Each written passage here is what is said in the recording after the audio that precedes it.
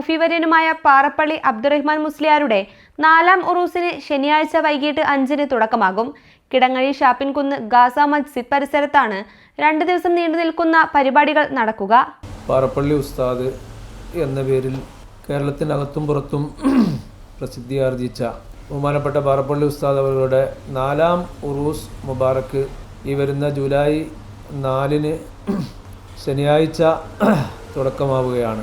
സമാപന ദിവസമായ ഞായറാഴ്ച രാവിലെ ഗുത്മുൽ ഖുറാനിന് ശേഷം രാവിലെ 9-ഓടെ സമാപന സമ്മേളനം ആരംഭിക്കും.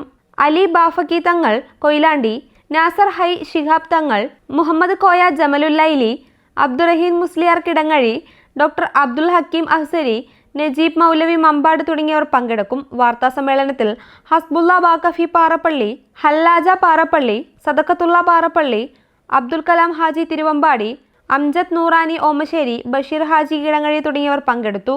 News bureau, Manjeri.